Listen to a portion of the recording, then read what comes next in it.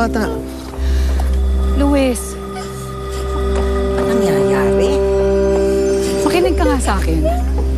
Nakita mo naman kung paano ko pinagmalasakitan ng batang yan. Tinuring ko yan na parang sarili kong anak. At tapos ngayon yan ang gagawin niya sa akin.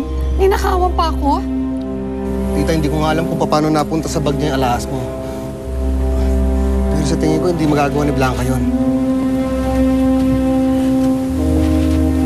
Pero tita, kung ayaw niya na sa kanya, ako na bahala sa kanya.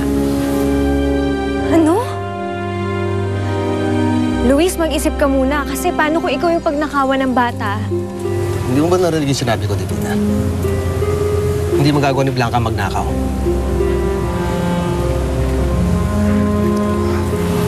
Sumama ka na lang sa akin. Luis! Luis, tita!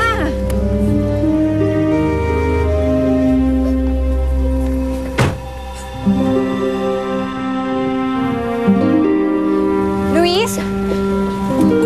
Tita! Do something! Na-attach siya sa bata, hindi niya kilala. Hindi ko na alam ang gagawin ko sa anak ko, Divine. Ayoko naman pasamain ang loob niya dahil kababalik lang niya. And I can't afford to lose him again.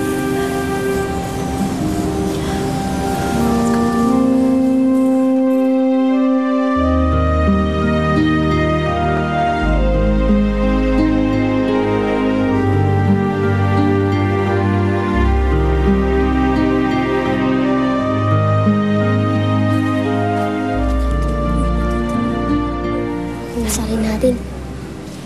Hoy! Sinong hinihintay mo dito? Yung nanay ko. Naku! Baka hindi ka nababalikan nun. Hindi May kumuha lang sa kanya. Kaya hindi pa siya nakakabalik. Babalikan ako nun. Dahil sabi niya hindi daw ulit kami magkakahiwalay. Dahil mahal na mahal niya daw ako. Hindi ka na mahal ng nanay mo. Pangit ka kasi, pangit!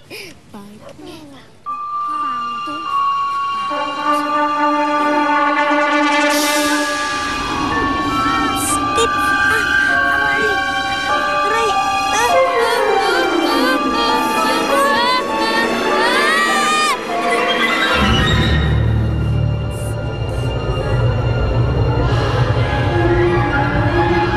May gawa nito, no? Paano mo nagawa yun? Honey, bakit po ginawa yun? Yan tuloy. Akala nila ako talaga yung may kagagawan nun. Baka magalit at natakot sila sa akin.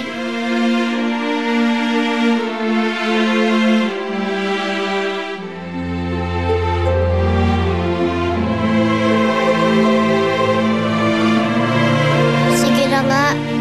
Pero huwag mo na ulitin yun, Ani, ha?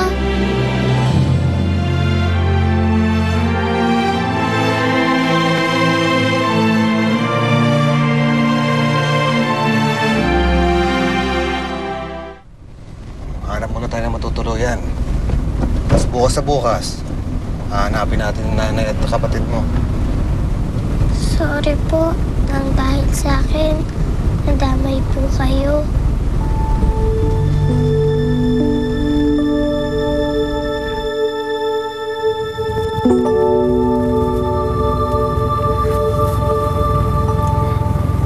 Di ba sabi ko sa'yo, naturin mo ako parang tatay mo?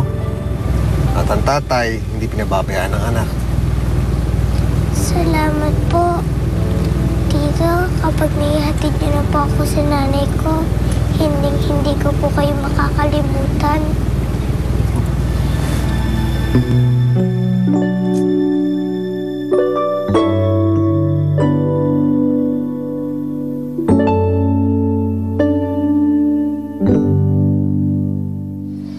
Nasaan na kaya si nanay? Kamusta na kaya siya?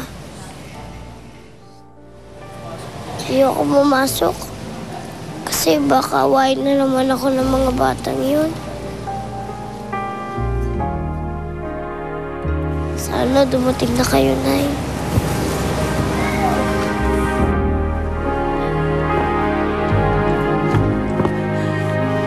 Luna! Luna, anak! Sana nga po. Makakabalik po kayo eh. Pero nakita ko po, tinangay po kayo ng mga pulis. Anak, natakasan ko sila. Kaso hindi ko nakuha yung Ate Blanca mo eh. Natatakot ako na baka ilayo na siyang tuluyan ni Madam Priscilla. Baka hindi na natin makita ulit yung kapatid mo.